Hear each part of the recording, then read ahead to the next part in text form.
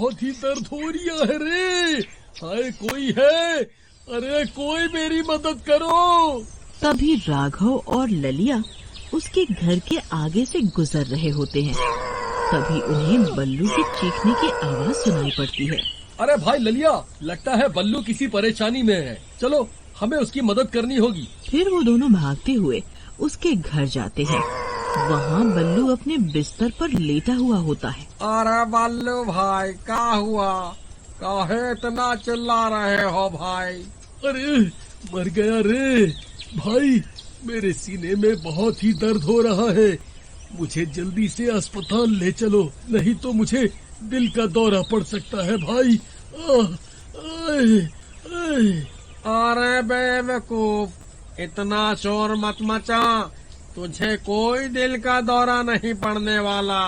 अभी तो तू सिर्फ जवान है भाई। तूने कुछ उल्टा सीधा खा लिया होगा, थोड़ी सी गैस बन गई होगी सीने में। कुछ नहीं होगा, थोड़ा सब्र कर, सब ठीक हो जाएगा। चल राघव, कुछ नहीं हुआ, हम चलते हैं। फिर इतना बोलकर वो दोनों वहाँ से चल देते हैं। उन्हें जाता हुआ देख बल्लू जोर जोर से चिल्लाने लगता है। हाय हाय मर गया रे। हाय मुझसे सांस नहीं ली जा रही। अरे कोई मुझे बचाओ रे, अब मैं नहीं बचने वाला।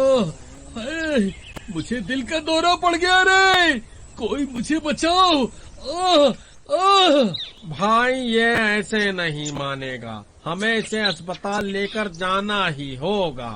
फिर वो दोनों बल्लू को उठाकर उसे बैलगाड़ी की तरफ ले जाने लगते हैं। बल्लू भाई अब शांत हो जाओ और घबराओ नहीं, हम तुम्हें अस्पताल लेकर जा रहे हैं। अरे नास मिटो, तुम तो मुझे अकेला छोड़कर जा रहे थे। अगर मुझे कुछ हो जाता तो? फिर वो तीनों कुछ देर के बाद गांव के अस्पताल में पहुंच जाते हैं। अरे कमबख्तों, ये किस अस्पताल में ले आए मुझे? इस अस्पताल में जो भी भर्ती हुआ है वो आज तक जिंदा वापस लौट कर नहीं गया है। मैं यहाँ भर्ती नहीं होने वाला। अरे बल्लू भाई, अब ज्यादा दिमाग खराब मत करो। भर्ती होना है तो यहीं हो जाओ, यहाँ दूर दूर तक और कोई अस्पताल नहीं है भाई। फिर वो दोनों बल्लू को उठाकर अस्पताल के अंदर ले जाते हैं। वहाँ उन्हें एक नर्स मिलती है। नर्स मैडम, ये हमारा दोस्त है, इसे सीने में दर्द की शिकायत है। आप कृपया इसे यहाँ भर्ती कर लीजिए।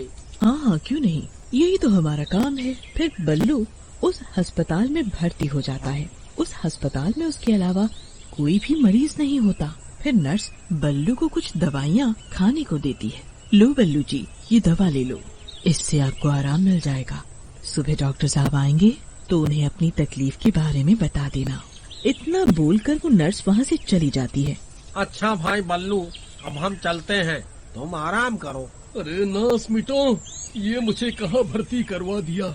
यहाँ मेरे अलावा और कोई मरीज ही नहीं है। मैं यहाँ अकेला नहीं रहने वाला।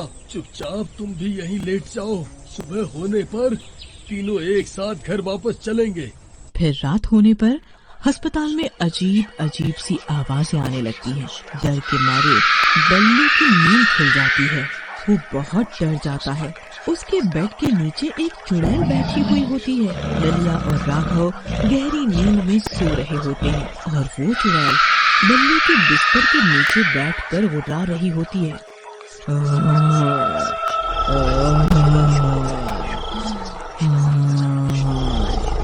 अरे मर गया रे, ये कैसी अजीब अजीब सी आवाजें हैं भाई। मुझे तो पहले से ही इस अस्पताल पर शक था, अब क्या करूं?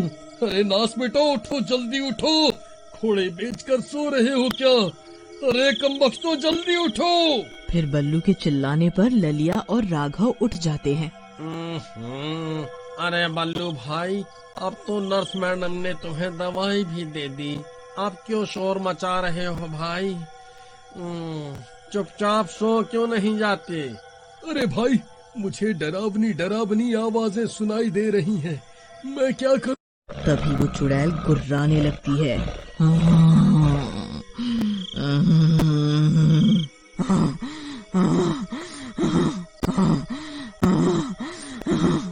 अरे मर गए रे, ये कैसी सी आवाजें हैं भाई? ये तो कोई चुड़ैल की आवाज लगती है भाई। जी नर्स मैडम, आप कहाँ हैं? Nurse madam. ललिया भाई, कुछ करो, मुझे तो बहुत डर लग रहा है।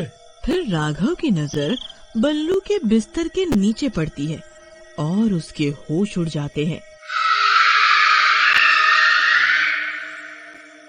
डर के मारे वो कांपने लगता है। राघव भाई, अब तुम्हें क्या हो गया? तुम्हें भी दिल का दौरा पड़ गया क्या? अरे भाई, जल्दी से बल्लू के बिस्तर के नीचे देखो भाई। फिर ललिया झांक कर बल्लू के बिस्तर के नीचे देखता है। अरे मर गए रे, ये तो चुड़ैल है। अरे भागो रे! अरे भागो रे भागो, अपनी जान बचाकर भागो। फिर वो दोनों भागकर एक कोने में खड़े हो जाते हैं। अरे नास मिटो, ऐसा क्या देख लिया मेरे बिस्तर के नीचे? अरे बल्लू भाई, तुम्हारे बिस्तर के नीचे तो एक चुड़ैल बैठी हुई है। अरे मर गया रे। आई मम्मी, बचाओ, मैं कहाँ जाऊँ? अरे भाई, मुझे बचाओ।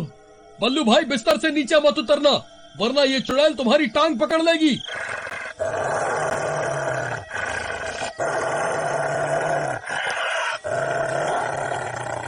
हाय रे, ये मैं कहाँ फंस गया रे।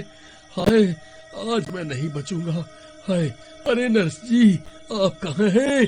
जल्दी आइए नर्स जी, ओ नर्स जी। तभी वो चुड़ैल बिस्तर के नीचे से निकल जाती है। वो नर्स ही चुड़ैल होती है। क्या हुआ बल्लू जी, आपने मुझे बुलाया? अरे मर गए रे बल्लू भाई, ये नर्स मैडम तो चुड़ैल निकली। नर्स जी, कुछ नहीं हुआ। मैंने आपको कब बुलाया? मैं तो ठीक हूँ। भला मेरी इतनी हिम्मत कहाँ जो मैं आपको इतनी राहत गए परेशान करूँ। मुझे तो लगा आपने मुझे पुकारा है। नहीं नर्स जी, आपने जो मुझे दवाई दी थी उससे मैं बिल्कुल ठीक हो गया हूँ। अब आपको मेरे लिए परेशान होने की कोई जरूरत नहीं है। अब आप भी आराम कर लीजिए। ठीक है बल्लू जी, मैं यहीं बाहर ही हूँ। आपको कोई भी तकलीफ हो तो आप मुझे बुला लेना। जी ठीक है नर्स जी। अरे नास मिटो, मेरा मुंह क्यों देख रहे हो? जल्दी पीछे के रास्ते से निकालो। मैंने तो पहले ही कहा था, ये अस्पताल ठीक नहीं है। फिर वो तीनों पीछे के दरवाजे से भागने लगते हैं। अरे भागो रे, अपनी अपनी जान बचाकर भागो। ये तो भूतिया अस्पताल निकला। अरे भागो रे, अपनी अपनी जान बचाकर भागो। अरे भागो रे भागो, अपनी जान बचाकर भागो। फिर वो तीनों उस अस्पताल से अपनी जान बचाकर भाग जाते हैं। तभी उस चुड़ैल को उनकी आवाजें आ जाती है और वो भी उनका पीछा करने लगती है। तभी बाहर दिन निकल आता है और वो चुड़ैल सूरज की रोशनी की वजह से अस्पताल से बाहर नहीं निकल पाती। अरे बच गए रे, बच गए। आज तो बाल बाल बचे भाई। मैं तुम्हें नहीं छोड़ूंगी। एक बार रात तो होने दो, फिर तुम्हें मजा चखाऊंगी। मेरे अस्पताल से कोई भी मरीज आज तक जिंदा नहीं लौटा है। तुम भी नहीं बचोगे। तुम भी नहीं बचोगे। अरे ललिया भाई, ये चुड़ैल हमें नहीं छोड़ेगी भाई। डरो मत भाई, ये सूरज की रोशनी में अस्पताल से बाहर नहीं आ सकती। चलो, हमें अभी यहाँ से निकलना होगा। फिर वो तीनों किसी तरह वापस अपने गांव आ जाते हैं और फिर कभी भी उस अस्पताल की तरफ पलट के नहीं जाते। क्यों भाई बल्लू, कोई तकलीफ हो तो तुम्हें उस अस्पताल में भर्ती करवा दे भाई। अरे कमबख्त, ज्यादा मजाक मत कर।